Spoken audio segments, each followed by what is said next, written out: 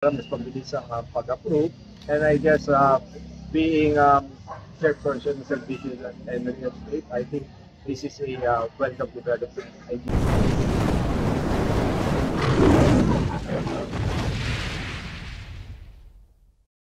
May mga ganito po ulit na binuksan para po sa publiko at para po sa mga taga Marilag. Well, this is a validation na ang Barangay Marilag is talaga child-friendly barangay. And I think this will open the door for other barangays na to follow na sa ganitong proyekto. It's gonna be, yung kids will be benefiting from this. Sila magiging parameter. Sir, di ba ngayon usong-uso na yung mga gadgets, di ba? Yun po ba isa sa mga adikain kung bakit nagtatayo ng mga ganitong park? Yes. Actually, I think it's very important we have more parks such as this in order to deter kids from being overly reliant on technology. Actually, malabas ng edad ko, nung time ko wala pang technology. So, talagang naglalaro lang ako sa park. And I feel like it's very important that children can have safe spaces where they can play and roam around and have fun. Akong question lang po for Congressman Tonare. Pwede po ba ito maging halimbawa para gumawa ng batas ang Congress upang mapalagaan po yung ganito pong halimbawa kaya po ng part po natin Marilag? Well, that's a very good idea. But I guess with Luigi right now, we can start on sa LGU level para mas mabilis ang pag-approve. And I guess being chairperson ng services and real estate, I think this is a welcome development idea for him to craft a ordinance for the benefit of the Philippines natin. For Congressman naman po, ang tingin niyo po ba, ano po yung kahalaga po si Sir. Wait lang po. kabataan po natin ngayon or sa mga bago pa kong I said earlier, I feel like it's very important kids can have safe spaces where they can play. Given the prevalence of technology, it's important they get to have fun, they get to go out, they get to socialize and interact with other children. So it's very important that they have designated areas where they could play and have fun. Pasok po. Sir, paano po nangyari that you come up with this idea na buksan po ito sa ganito pong uri ng active place?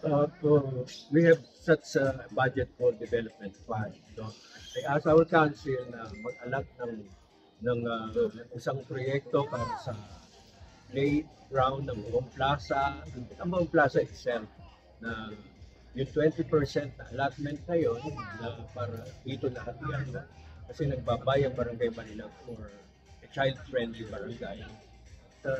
Nung nakita ng council itong plaza namin, yun lang ang talagang baguhin na, lalo-lalo na yung playground.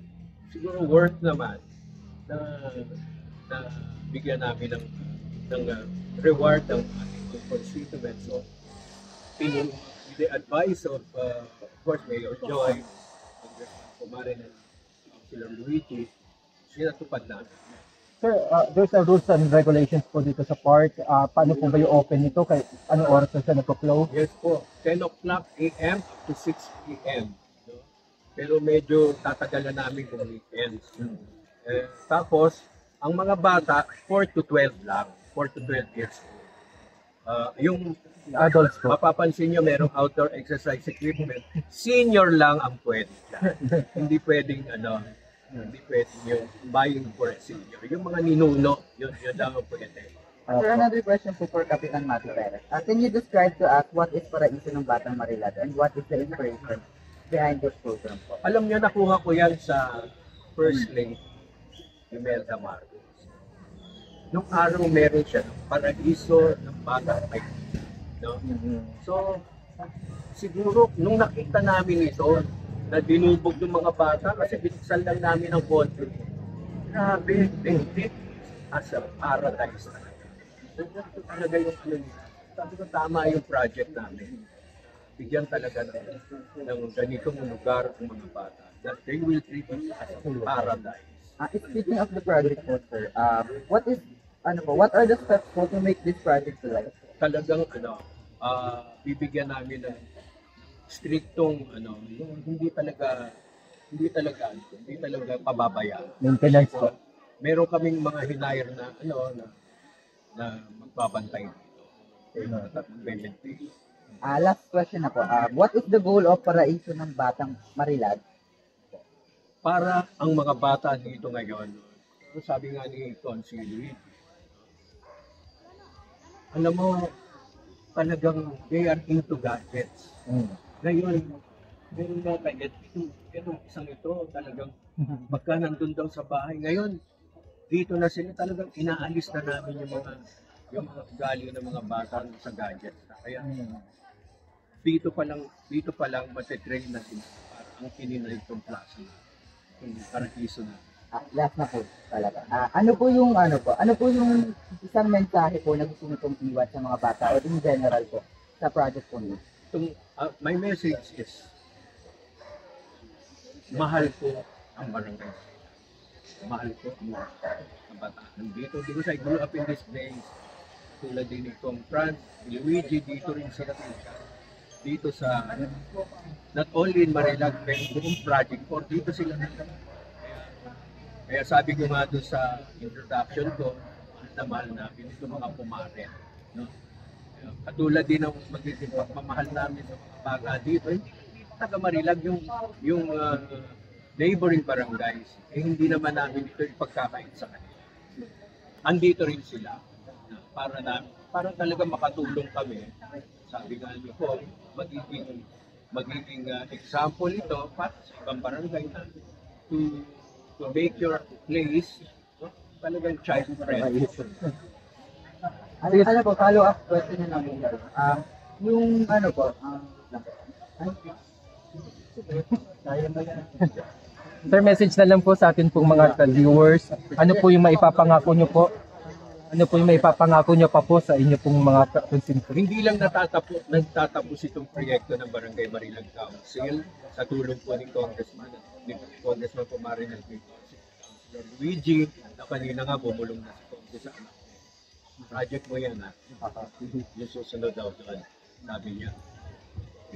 I-develop namin itong plaza.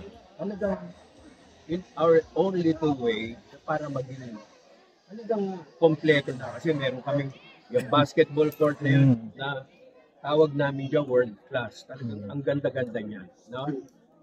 Project yan ni Kong Franz. Yung ding events place na binigay sa Barangay Marilag ni Kong Franz. World class din yun. No?